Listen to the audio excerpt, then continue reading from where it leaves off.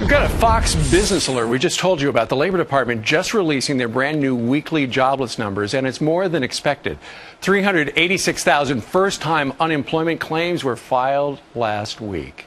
It's all about jobs. Jobs still the number one issue in the upcoming November election. So how does the man who wants to be president, how does he think he could fix that? Mitt Romney joins us right now from Charlotte, North Carolina. Good morning to you, sir. Good morning, Steve. Okay, so the president has been out over the last couple of days and over the last couple of weeks. Yesterday, he was talking about investments in the future. He was in front of a bunch of college kids saying that's really the key for America. He's a little iffy on details when it comes to how he would create jobs. How would you do it? Well, it's pretty straightforward. You want to make America the most attractive place in the world for entrepreneurs, for innovators, for job creators. And what the president has done instead has made it harder and harder for a small business to grow or for a big business to decide to hire more people. So what you try and do is get tax rates that are competitive with other nations for corporations and particularly for small corporations.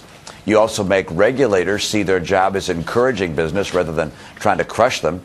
You have banking regulations, unlike Dodd-Frank, that are easy to follow, that allow small banks to make loans to small startup businesses. You take advantage of our energy resources here in this country by drilling for oil, using our natural gas, developing our coal resources.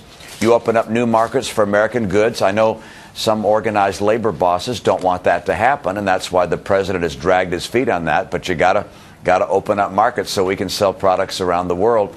The president, unfortunately, has taken every single path that has led towards a restriction in job growth, has made it harder for new businesses to start up. As a matter of fact, the number of startups per year has dropped by 100,000 per year.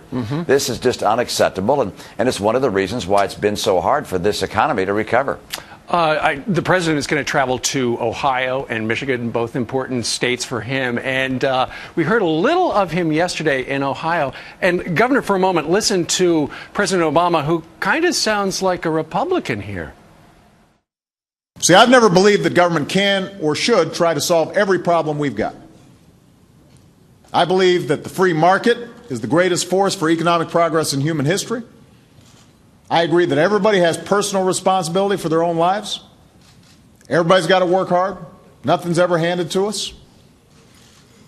But I also agree with our first Republican president, a guy named Abraham Lincoln, who said that through government, we should be able to do together what we can't do as well on our own.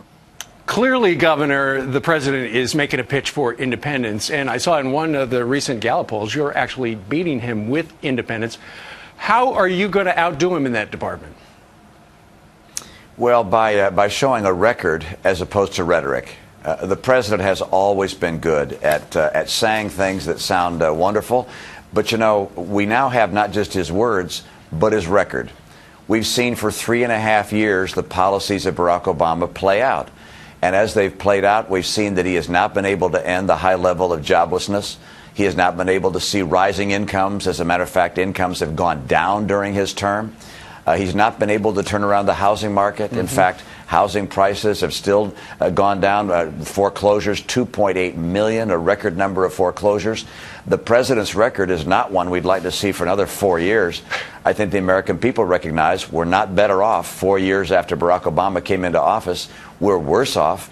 And despite the flowery rhetoric, the record is terrible. And we need someone who can get the country working again with rising incomes and bright prospects for our kids. Speaking of rhetoric, he had some fiery rhetoric pointed at you yesterday. He said, unlike some people, I wasn't born with the silver spoon in my mouth.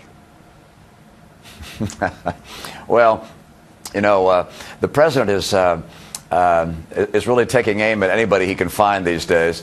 In fact, in my case, I'm certainly not going to apologize for my dad and his success in life. He was born poor.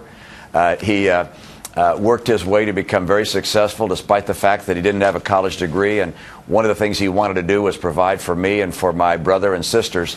I'm not going to apologize for my dad's success. But I know the president likes to attack fellow Americans. He's always looking for a scapegoat, particularly those that have been successful like my dad. And I'm not going to rise to that. This is a time for us to solve problems. This is not a time for us to be attacking people. We should be attacking problems. And if I'm president, I will stop the attack on fellow Americans. I'll stop the attack on people and start attacking the problems that have been looming over this country. All right. Mitt Romney joining us from the stump today down in North Carolina. Sir, thank you very much for making a little time for Fox and Friends today. Thanks, Steve. Good to be with you. Nice to be with you as well.